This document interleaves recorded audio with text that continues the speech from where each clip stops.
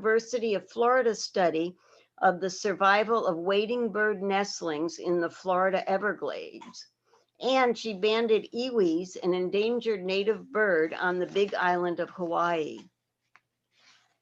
Being a very busy person, she then completed a Master of Science degree in wildlife conservation and management at the University of Arizona. As part of her master's work, she studied the diversity of vertebrate species as it's influenced by North American red squirrel middens. And she surveyed bird diversity on top of a 10,000-foot mountain. Erin is now the outreach coordinator and liaison to the U.S. Fish and Wildlife Service at the National Phenology Network, a science initiative that aims to collect, store, and share information on plant and animal seasonal activity. She was raised in Seattle, but she currently lives in Tucson, Arizona, where she enjoys hiking the Sky Islands, rescuing cacti, and watching her desert tortoise eat. Erin is one of our own, having grown up in the Seattle area. Please welcome her back here for tonight. Erin, we're so glad to have you. Thank you so much for such a lovely, warm welcome. I really appreciate it. Thank you especially to Sharon and Patty for inviting me to come speak with you. And I also want to say thank you to my parents, Kathy Stetz and David Allen, for originally having the idea to have me come speak with you way before in the pre-pandemic times. So I'm going to share my screen. So what I hope to be able to talk with you about today is the importance of tracking plant and animal life cycle events as a way to understand the impacts of environmental changes, including climate change, and to also give you a tool that you can use if you're interested in helping out with these efforts to try to understand how things are changing with plants and animals around us. So I want to start out with a character that you are probably very familiar with on Whidbey Island, and that is the rufous hummingbird. So this little guy, even though he's very small, is very feisty, as you probably have seen, and often will, even if it's only at a place for a short period of time, be acting very territorially and maybe even chasing your resident hummingbirds away from the bird feeder. This hummingbird has a pretty amazing migration, and it spends its winters in Mexico and travels all the way up through the continental US, through Canada, and some of the individual birds make it all the way up to Alaska. This species, even though it's very small, has one of the longest migration distances for its body size. And it actually has a really interesting migration path. It moves up through the western part of the country, through the West Coast, traveling up to Washington State. Some of the birds will nest in Washington State, and others will travel through Canada up to Alaska. And then during the summer and fall, it will make its southern migration through usually the Rocky Mountains. And so it does kind of a clockwise loop across the country. So it's pretty amazing that this bird will travel distances of up to 4,000 miles, even though it's small enough that it actually weighs less than 2 pennies. And there are many examples of just amazing migration stories like this for many species. 40% of birds migrate, and they can migrate at altitudes of up to 5.5 miles above sea level. Some of them have extremely long nonstop flights, like this bar-tailed godwit that can travel 7,000 miles from New Zealand to Alaska twice every year. And these birds, they sometimes even migrate at night. You probably know that a lot of them will use things like the stars and magnetic fields to know how to migrate and where to go. So these are amazing feats, but why do these birds do it? It would be much easier, you would think, to just stay in one place, especially if they've already established a territory and found resources. But there are reasons for birds to migrate, and a lot of these have to do with resources.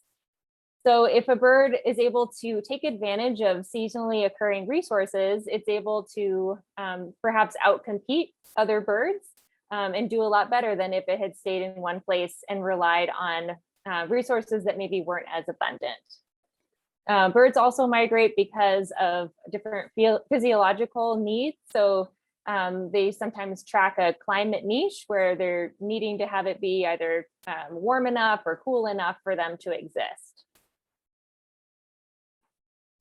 And so it really is a balance of costs and benefits. Birds have evolved over time to take advantage of these seasonal resources. And so they have ended up traveling very long distances for a lot of these species, moving across continents and just trying to take advantage of what they can to do the best they can and have the most of their offspring survive. But timing really is everything. So if you think about a bird like the common yellowthroat, which is a neotropical warbler, it's moving from Central America up across the Gulf of Mexico for some birds, and trying to time its arrival for its breeding season so that it is matched up with these resources.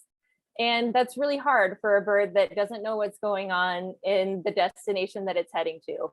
It's living in a tropical place where day length is often very similar. The temperature is often quite similar. And so it has to rely on very small cues like the angle of the sun, just that small difference in the length of the day in order to know when to head north in the springtime.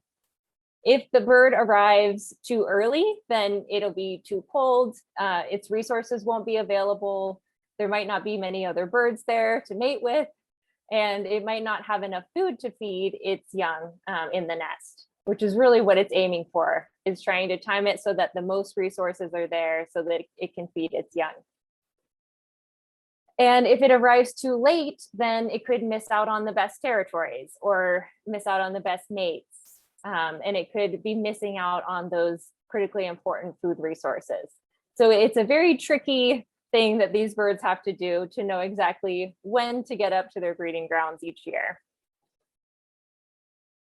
So that's where phenology comes in. Really, all of these things that I've been talking about are all different examples of phenology. So the definition that we like to use of phenology is simply the timing of plant and animal life cycle stages, and importantly, their relationship with climate and other abiotic factors. So phenology has just many, many different applications to ecology, natural resource management, and even human health. So you can think about things like pollinator mismatch. Phenology can help us understand whether plants and pollinators are becoming mismatched with each other, or whether they are able to still exist at the same time under the threat of climate change. It also informs agriculture, knowing when to plant different crops and harvest them, even knowing when to spray for certain agricultural pests. It also can inform wildfire season. So knowing about how much plants have greened up in the springtime, whether maybe it was an early snow melt year, that can lead to higher fuel loads and then a worse fire season. Even allergy season is an example of phenology, knowing when flowers are open on different plants, pollen cones like this juniper in the photo here. Knowing about the timing of that can help to predict the timing of allergy season and even the severity of it. There's also applications for invasive species and insect management. So things like invasive grasses, where you have to know when they're a certain level of green in order to treat them with herbicides, or knowing when to spray different forest or agricultural pests, because some of them spend most of their lives under the protective cover of the tree bark, and you have to get them when they're at a certain life cycle stage. All of those are examples of phenology. And phenology is certainly not a new science. Native American people have been tracking phenology forever.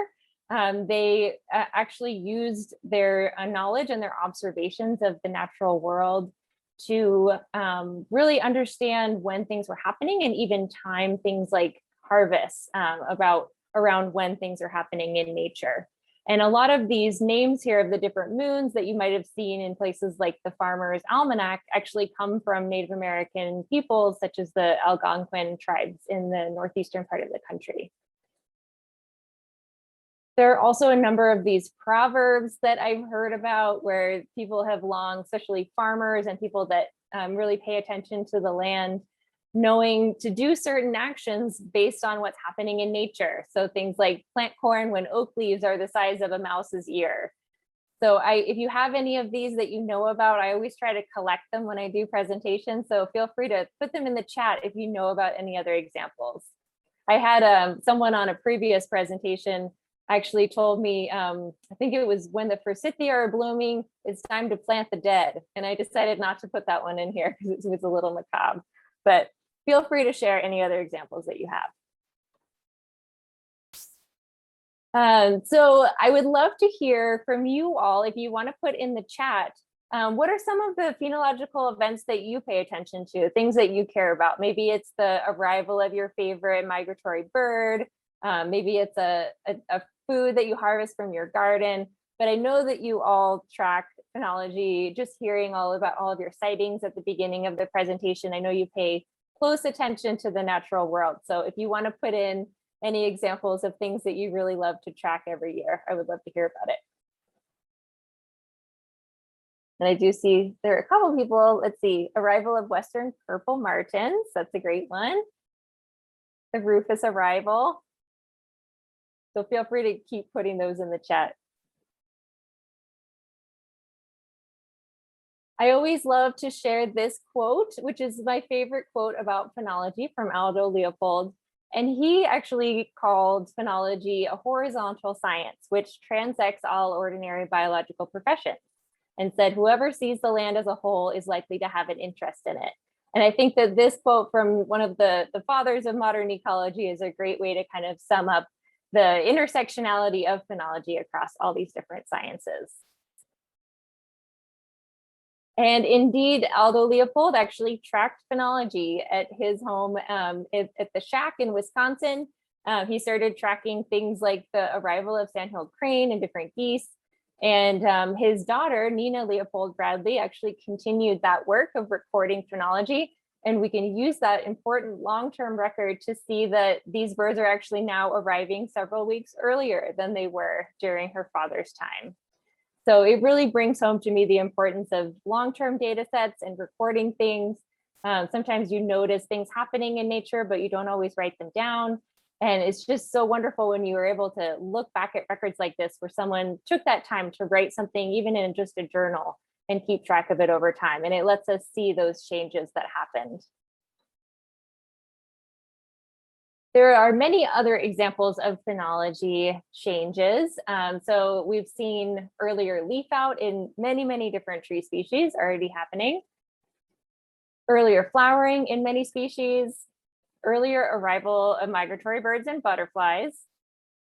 Earlier breeding and egg laying in birds and amphibians. And earlier animal emergence from hibernation. In the Northwest in particular, we've had sockeye salmon migrating earlier, lilac and honeysuckle flowers blooming earlier, temperature changing the timing of northern flicker breeding time, and even the timing of breeding of western toads has been shifting due to changes in temperature and the snow melt. There are also many changes that people have been documenting in autumn phenology. This is kind of the less studied season in phenology.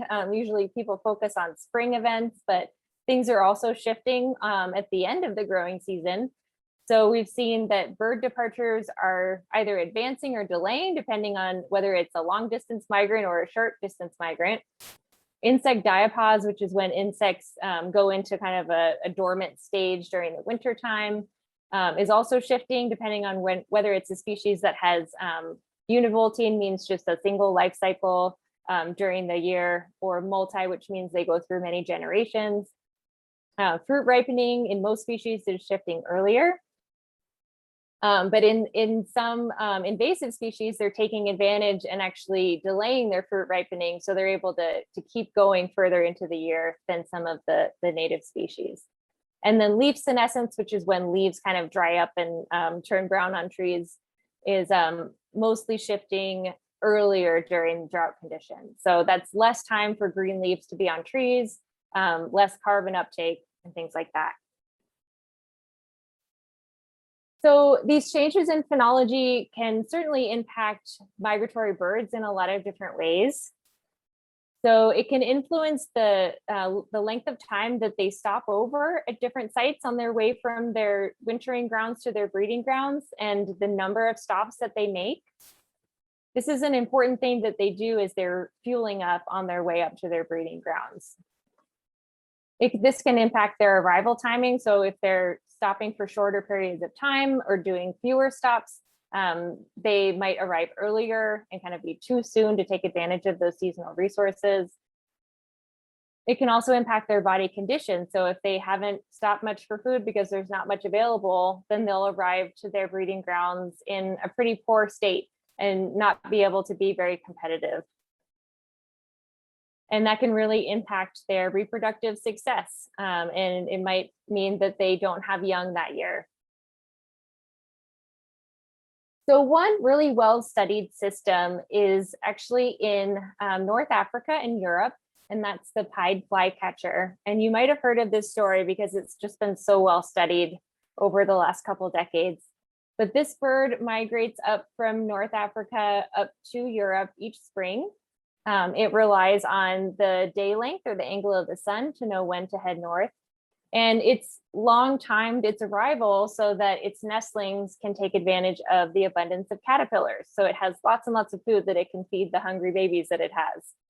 But in recent years, things have been shifting, and the caterpillars have been shifting earlier because the small young oak leaves that they feed on have been leafing out earlier, and the caterpillars have been able to adapt and shift to hatch earlier out of their eggs.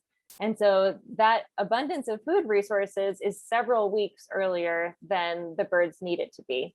And so the birds that are arriving at the same time that they always have are missing out on that key food resource. By the time their nestlings are in the nest and they're ready for food, the caterpillars are now moths, so they're not able to be caught as easily by the birds. And they've actually seen some pretty wide scale decreases in the population of these pied flycatchers. And we've seen lots of examples more recently of studies that have found that native birds are also starting to show signs of not always being able to keep up with shifts in springtime. So that's when things like this phenological mismatch comes in.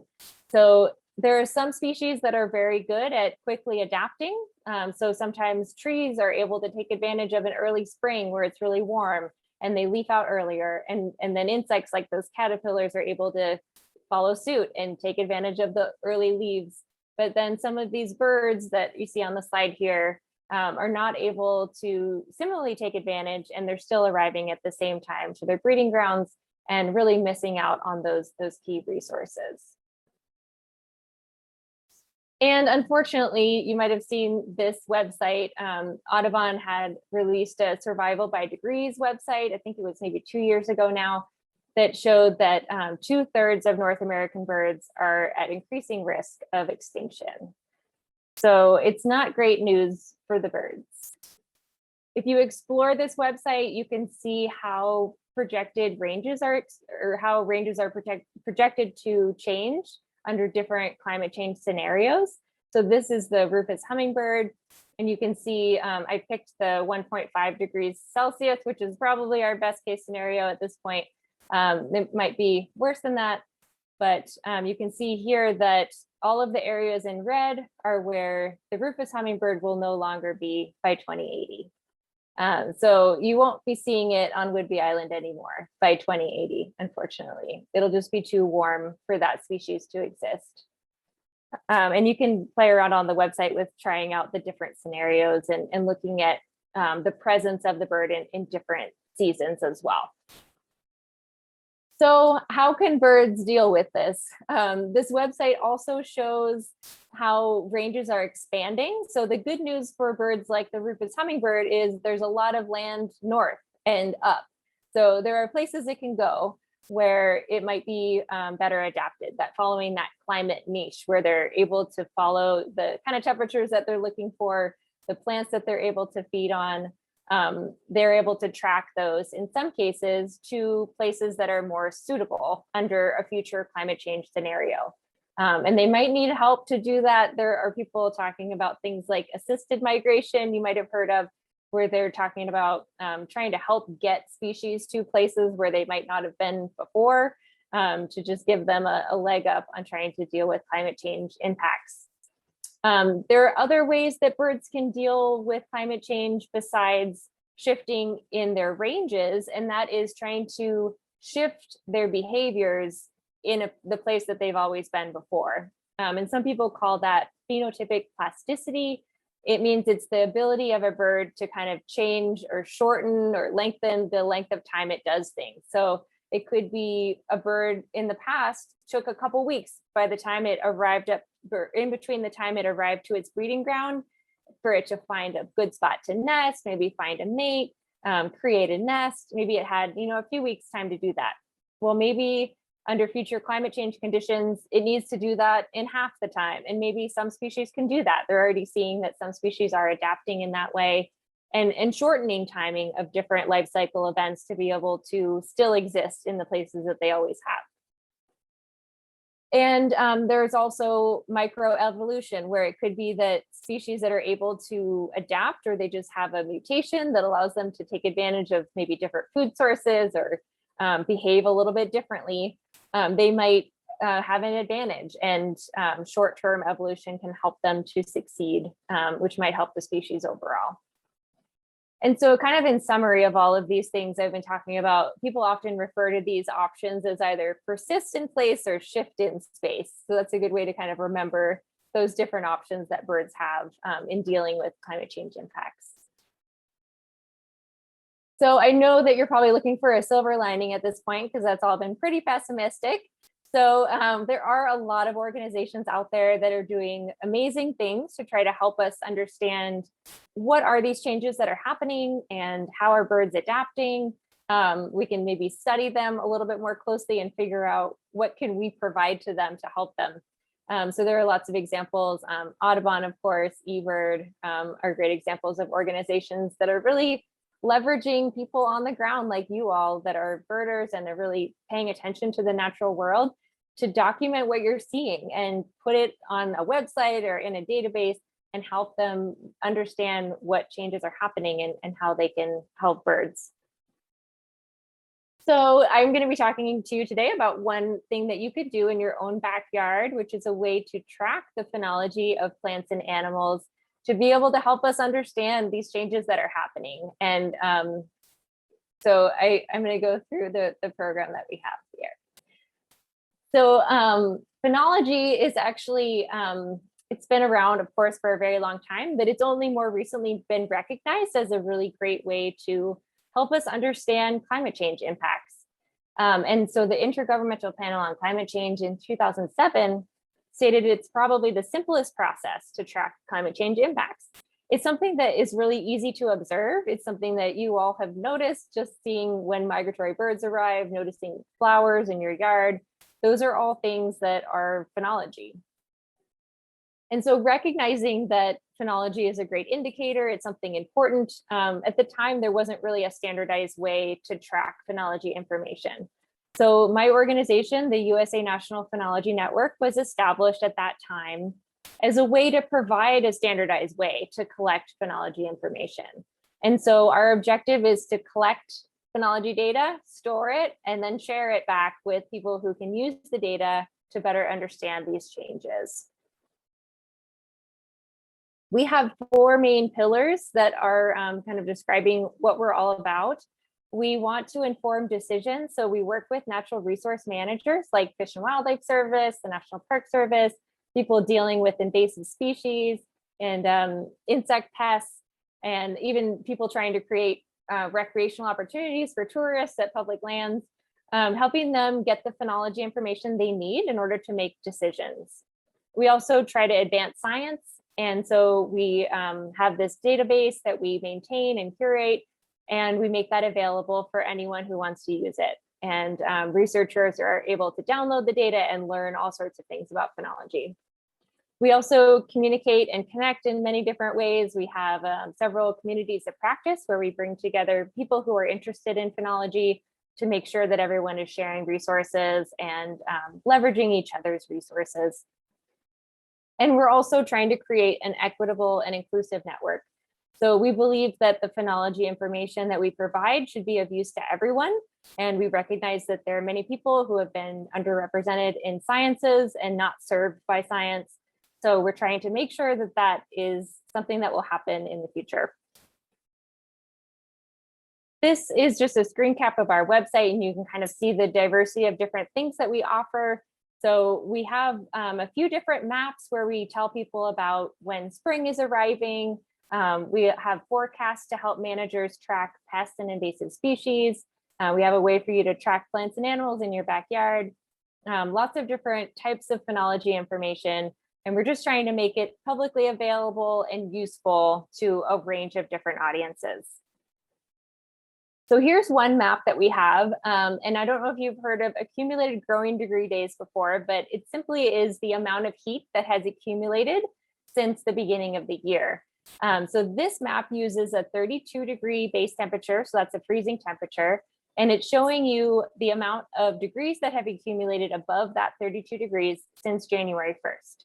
And so on the map, the darker blue colors and the darker green are areas where less temperature has accumulated, and then the lighter yellow areas are areas where more temperature has accumulated.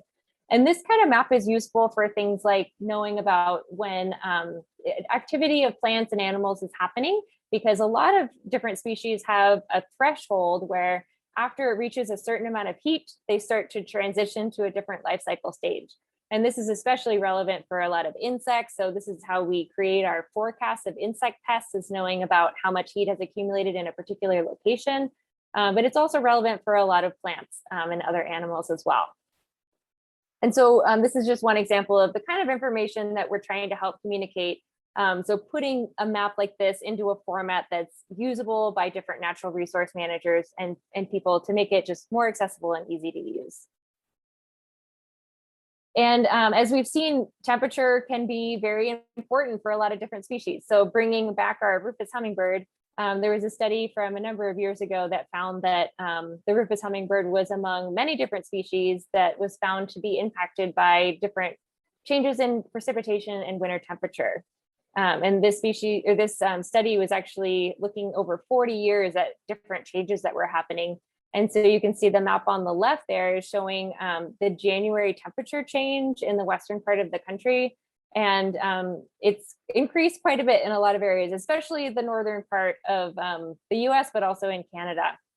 And then the precipitation as well, it's been a really generally a drying trend, even though sometimes it feels like it's been a really wet year. You can kind of get biased, I think, when you're observing things like that. But if you look at the long-term pattern, so over 40 years, you've really seen quite a bit of drying trend in the Northwest and the western part of Washington in particular. And that's really had a big impact on birds like the rufous hummingbird, and probably been one of the influences on why that species is having such a hard time. So I wanted to ask you all a question before I move forward, and that is about accumulated temperature in your location. So do you feel like on Whidbey Island, has this year been warmer or cooler than last year? If you think about the amount of heat that's accumulated, what would you say? And feel free to put it in the chat or just kind of think to yourself what your answer would be.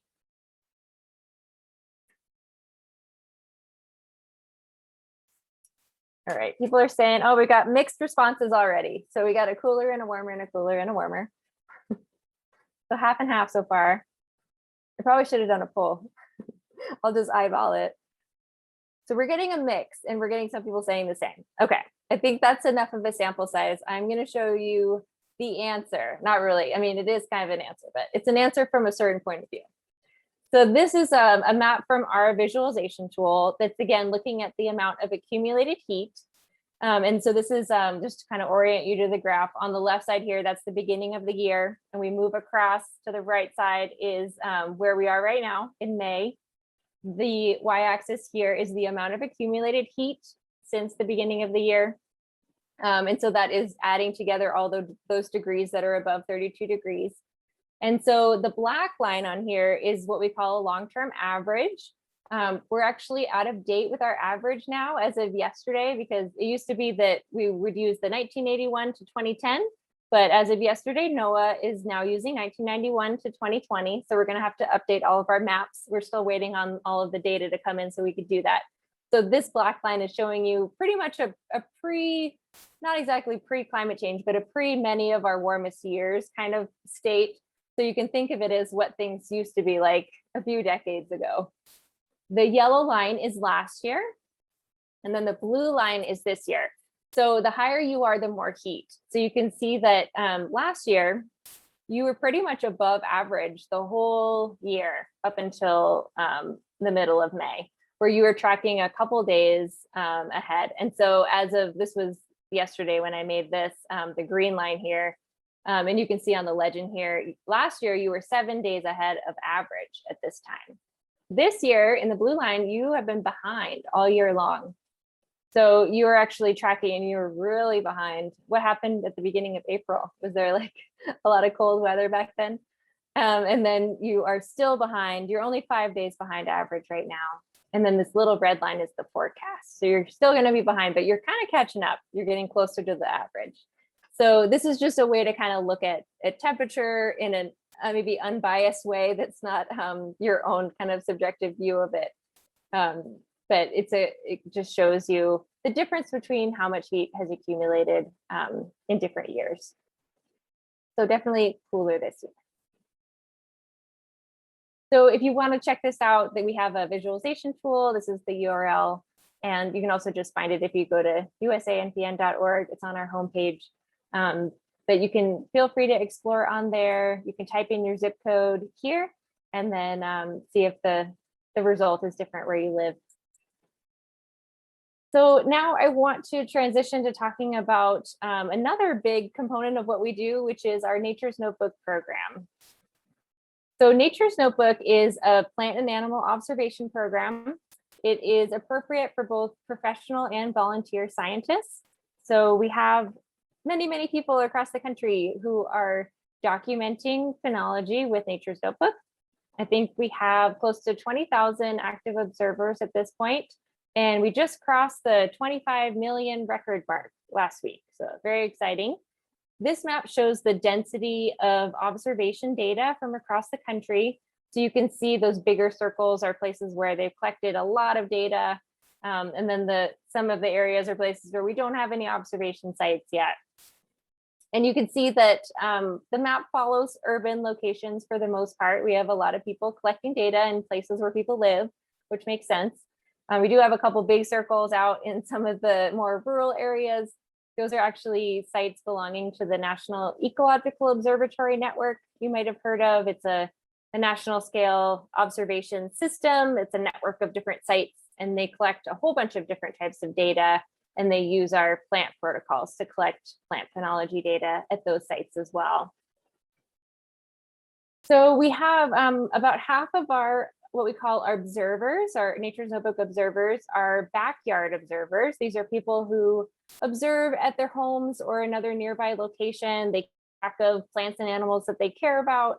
And then the other half are people who participate as part of a group of individuals. And these are people like from the National Wildlife Refuge System, the national parks. We have a lot of universities, botanical gardens, and we have Audubon groups as well.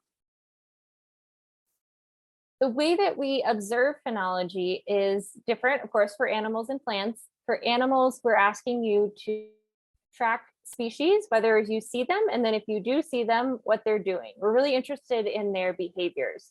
And so our program is different than programs like eBird or iNaturalist. Those programs are really great if you want to record all the birds you see in a location as more of a checklist. Our program is more intended for more in-depth studies of particular species. So if you're really interested in when that violet green swallow is nesting at your house and you want to see if it's different this year than last year, this is a great way to do that because you can record when you first see the birds, when you first see them with nesting material, when they start making their nest, when they're younger in the nest and when they fledge, all the way through the life cycle. And for plants, you are actually going to tag individual plants and go back to those same individuals over time.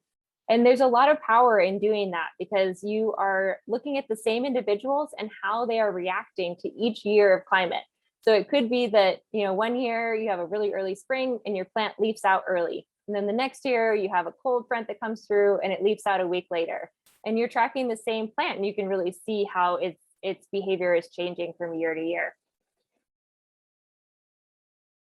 So you, with Nature's Notebook, you not only record the first event that's happening, but we actually have you do what's called status monitoring. And so this means you will make multiple visits, hopefully once a week. You can do less than that or more than that if you want, but regular visits to look for your animals or look at your individual plants that you've tagged. And you let us know whether or not you see each life cycle event happening. And so the power in that is you can actually see when there are multiple periods of activity. So you can see not only when did something start and when did it stop, but maybe it had a second period of flowering, or there was a bird that had a second nesting period. And so all of that is able to be captured.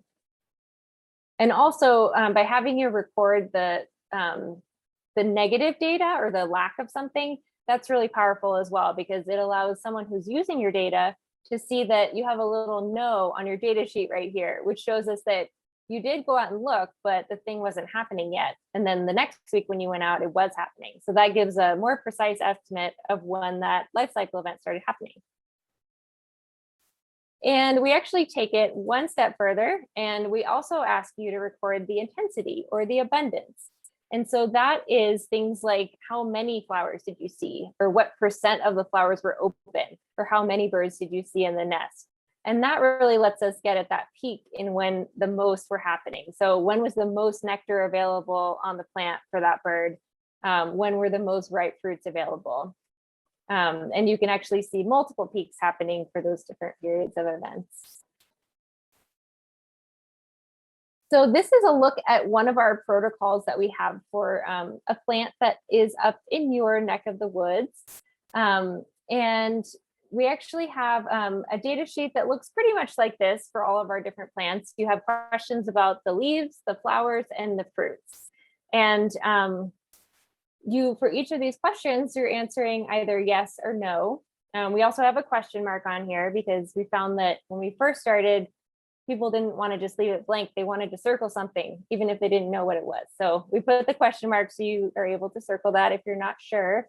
And then you can always go back and change your answer later. And then this little blank line here is for recording the intensity that you saw. And we try to make it as simple as possible for you. So we don't want you to have to guess at what you're observing. And so we have very explicit definitions about what we mean by each of the questions on the data sheet. And for some of them, especially the fruit definitions, we actually tell you exactly what to look for. We'll tell you, you'll know it's ripe because it's dark blue. Very, very explicit definitions to help you as much as possible. We want to take all the guesswork out of it that we can. And with the intensity estimates, you're not counting every single flower on the tree or the shrub. You're actually estimating it in these different, what we call bins or groups of numbers. For animals, we have a different type of data sheet with questions about activity, mating behaviors, and then development. And like with the plants, we have a yes or no or a maybe, and then a blank line for the number that you saw. And we have definitions as well for what the birds were doing. So there are two different ways to enter data. We have a mobile app. It works offline. So if you're in an area with not great service, you can enter the data on your app. And then when you get back into Wi-Fi, it'll upload the data for you. But we also have paper data sheets, so you can download those and print them out and then put everything on the website when you get home. We have a lot of different training resources available as well. There's an online certification course, which walks you through how to use the program. We have a PDF version of that as well. And we have a botany primer that goes through all of the basic botany information that you need for Nature's Notebook. And you can purchase that on the website. It's just covering the printing costs, or you can download it and print it yourself if you want for free. And we always emphasize trying to make sure that people understand where their data are going. We want people to be able to see what happens with all of the information that they collect. We feel that it's important, and we know that everyone is concerned about what's happening with their data. They want to know, how is it used? So we have a visualization tool that lets you explore all of the data that are contributed to Nature's Notebook. So your own data, but also everyone else's. And if you go to the homepage of the Viz tool, you'll see these are what we call seasonal stories. These are just examples of ways that you can explore the tool, different questions that you could answer. And so it walks you through how to understand and interpret each of those. And so these are all different types of visualizations that you can make on the tool. And it just helps you learn how to make your own so that you can explore the things that you want to on there. So here's an example of one of our activity curves. And this is Rufous hummingbird sightings in Washington State for the last 3 years. So you can see that the timing was very similar actually, but for 2020 and 2018, this is showing the proportion of those yes records that people recorded to the question of, do you see a hummingbird, a Rufous hummingbird? So that's the proportion of people that said yes versus no. So you can see that most people said yes, all people said yes by about early March there in those 2 years. But in 2019, it was a little bit later. I don't know if that seems like about right to anyone. This is the whole of Washington State. So there could be records in here of people from other parts of the state that might have conditions that are a little bit different than yours. And then we can also use this kind of activity curve, not just to compare years, but to compare the overlap between animals and their food resources. So if you are recording information about Rufous hummingbirds and then also some of their food resources at your site, you can actually see whether that timing had a lot of overlap in a particular year. So we're looking here at salmonberry in the dark blue, red flower currant, which is the data sheet that I showed, in the pink, and then the Rufous hummingbird in the orange. And you can see that the Rufous does kind of fall out right in between when those two flowers started happening. The salmonberry was first. It was pretty early with the open flowers. The Rufous started showing up just about when the red flower currants were opening up. And then that period of overlap was pretty consistent. Looks like someone didn't continue reporting after a certain date here for the salmonberry, but I don't know when that really started dropping off. But you can kind of get an idea of the type of information that you can record even at your own home if you just pick a couple of species that might have some sort of dependence on each other, and really start to understand whether that timing is becoming mismatched, and what are the food resources that are available for a bird that you care about. So the data that are submitted to Nature's Notebook are all contributed into our National Phenology database. And I mentioned that those data are all freely available for download and use. We've had over 100 peer-reviewed publications that have used the data. And I just put a sample of some of the different articles that have used the data on here. We've also had our data and different map products, like I showed you earlier, used in the national climate assessments, and then the brand new update to the EPA indicators that just came out today. And if you'd like to explore some examples of these data uses, we have a website, I put it there, the vignettes website, where we actually do summaries of peer-reviewed publications. We try to put them into just everyday language to try to help them be a little bit easier to understand. So you can read those summaries on the website and get a better idea of how some of the data have been used. So in addition to being a backyard observer, I mentioned that through this program, you can also set up what's called a local phenology program. And this is just a group of people that come together because they want to observe the same thing at the same location. So we have hundreds of these across the country. I mentioned there are programs like Audubon chapters, botanical gardens, university classes, arboretum, nature centers, national park units, fish and wildlife refuges, all sorts of different types of organizations. We have a lot of resources for these kind of groups. We found that they really collect very high quality data because often there's a person on the ground who's the leader who makes sure that everyone's able to find all the resources on our website. And we're a very small office here in Tucson that's trying to coordinate people all across the country. So having this kind of setup where we have all of these individual groups on the ground is very useful for being able to have a local contact to help coordinate volunteer activity and really provide that support that's so important. You can take, we have an online certification course for local phenology leaders to become certified and be able to have all of the information they need to start up a program. Although you can also just read all the stuff on our website and do it on your own.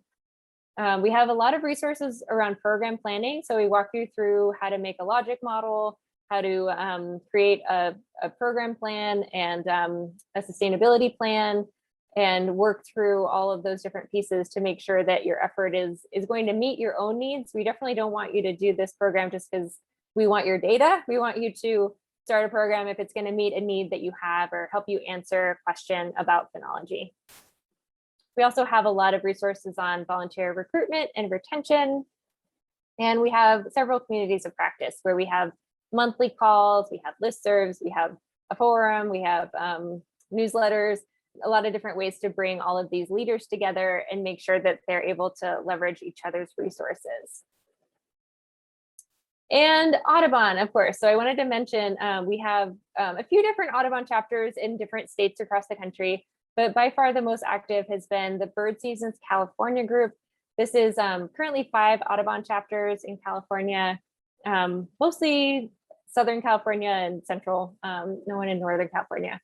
But they've just been super active over the years. They've been participating, some of them since 2014, and they're really starting to be able to look at how they can really compare data from year to year. So I have on here one of the chapters, the Sea and Sage Audubon, which is down by San Diego.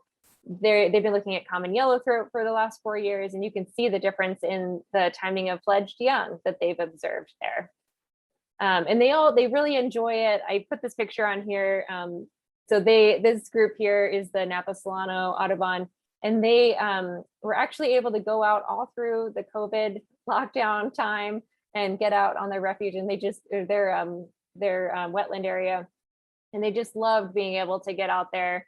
I was just talking to Tom, the guy on the left, yesterday, and he was saying how it was just such a way for him to get out and just feel like he was connected with nature and something to look forward to every week, something that was consistent, where he could see that despite all the crazy stuff happening in the world, he could see that the birds were still going through their cycles. And it was just so comforting to him to be able to do that.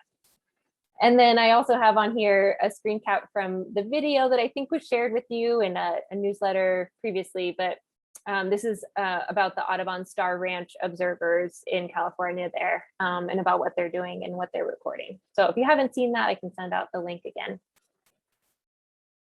So just to kind of summarize the different ways that you can get involved with our program, you can track phenology in your backyard. You can sign up as an observer right now if you want.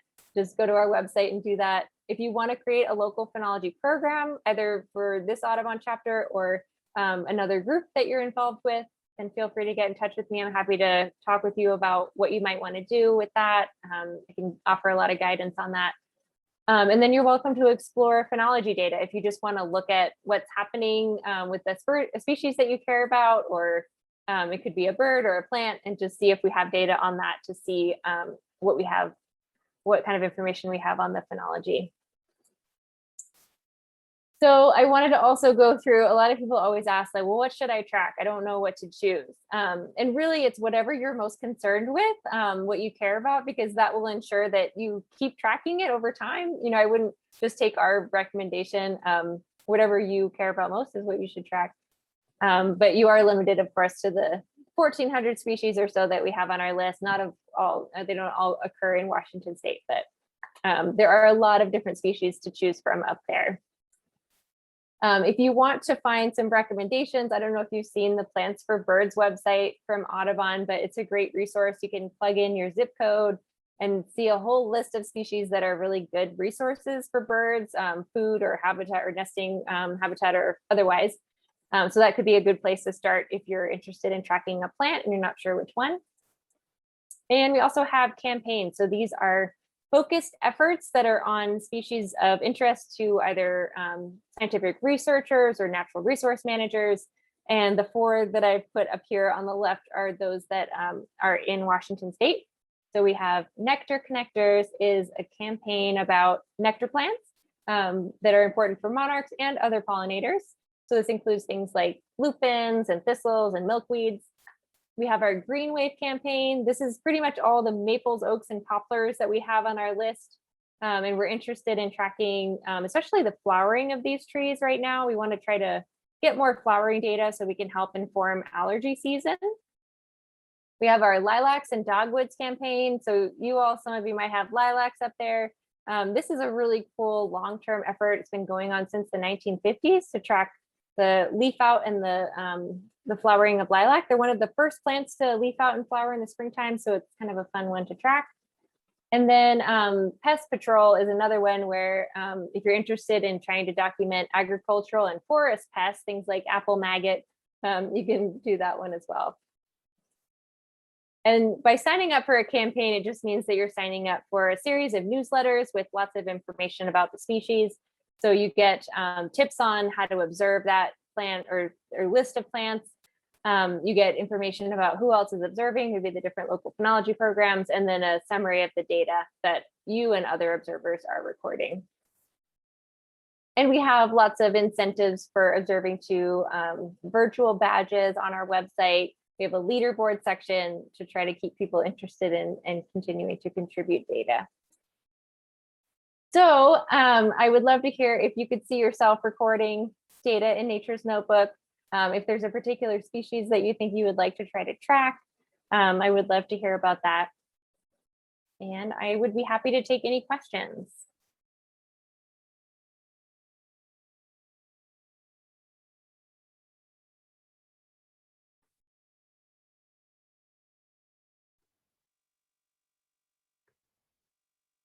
Sharon, do you see anything?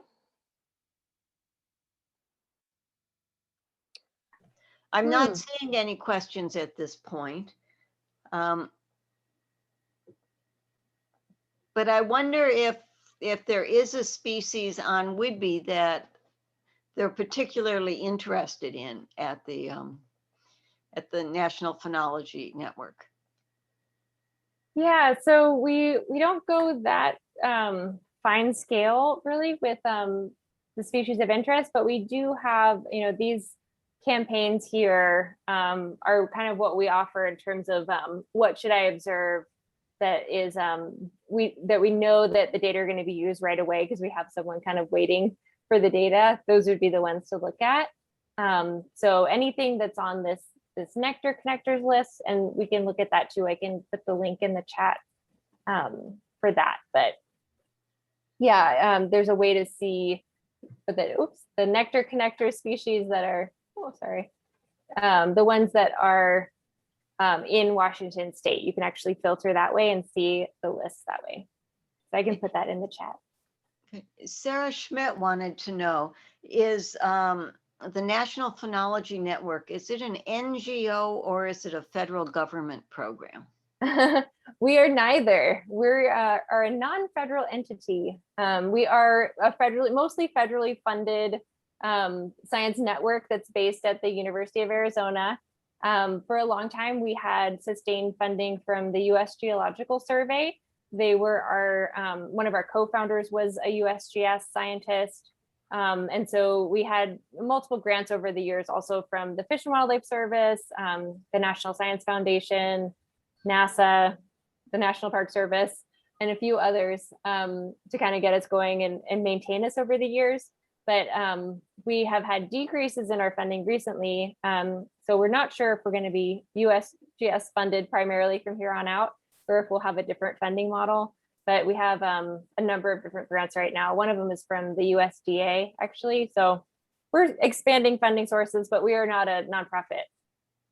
Okay, thank you. One of our members, Prescott, says that she has records of salmonberry and red elderberry blooming going back almost 40 years. Wow. Is there a way that could be added into what you're doing?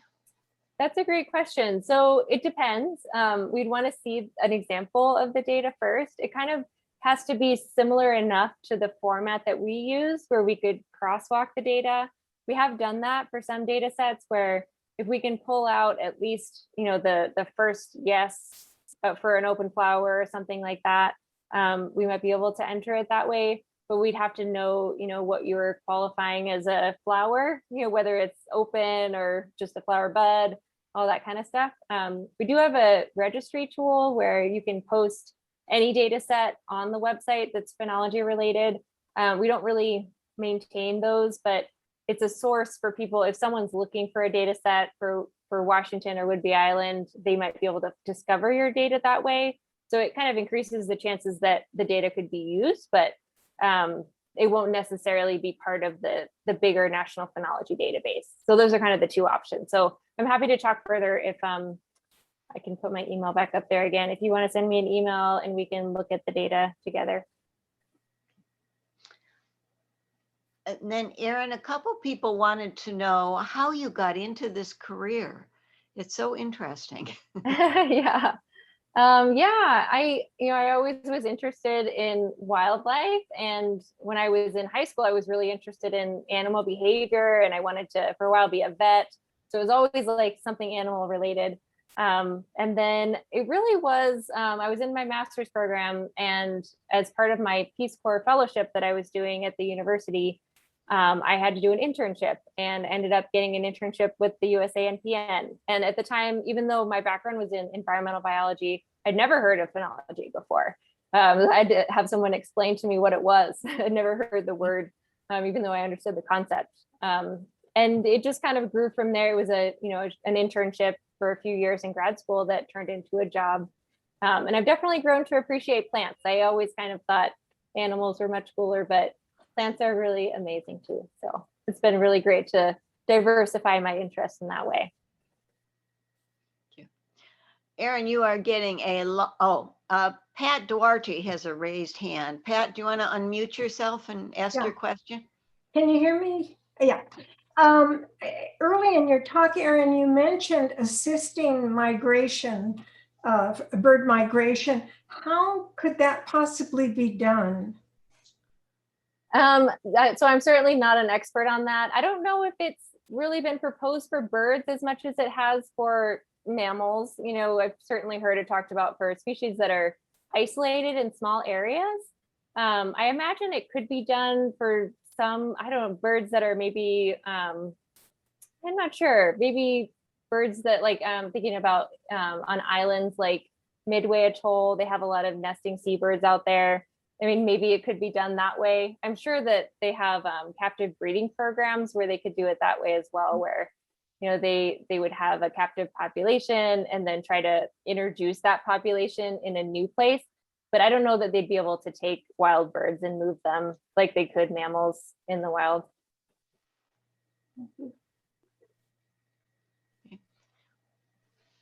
Is there anyone else who'd like to unmute yourself and ask a question?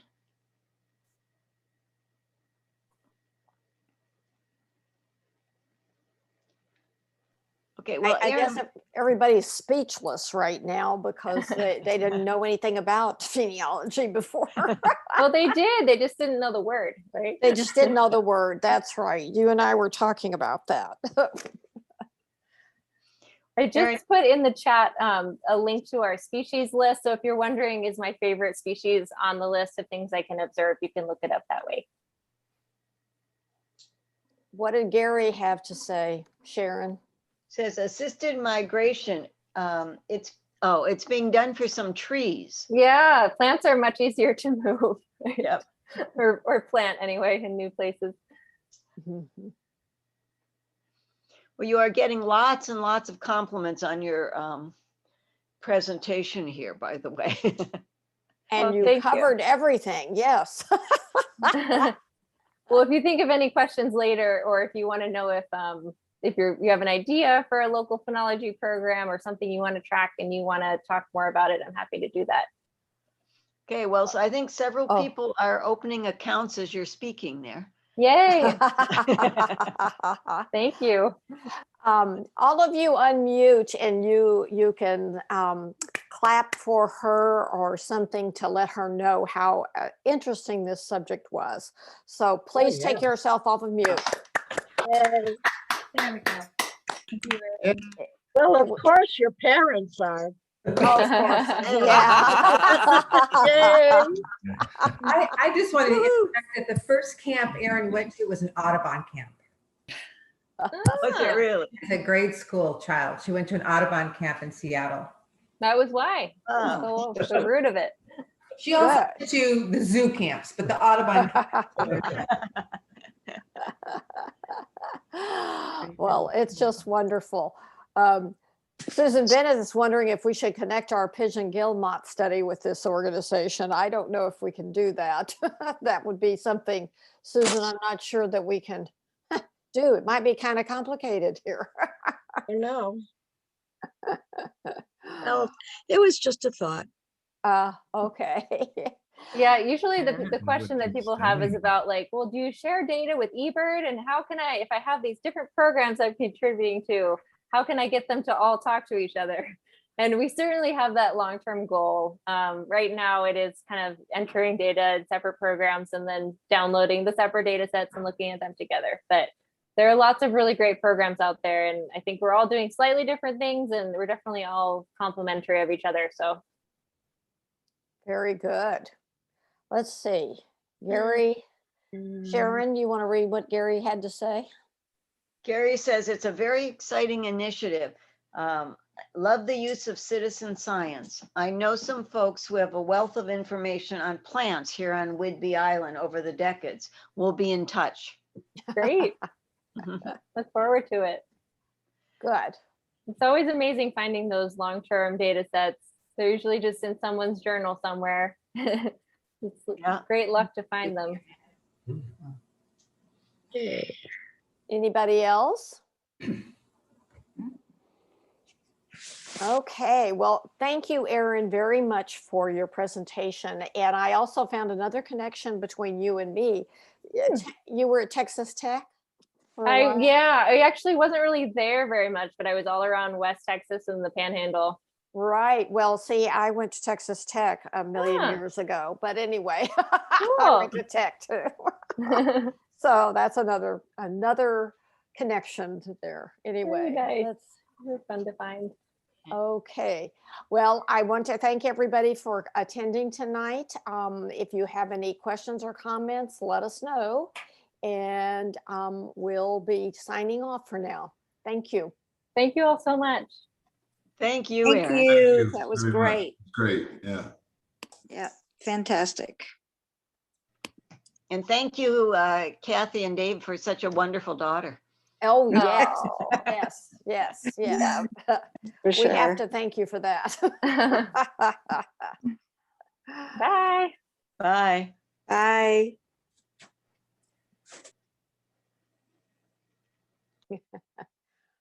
I'm trying to let everybody go off and be sure that nobody has any extra things to say. Good. Keep going. Okay. Bye, everybody.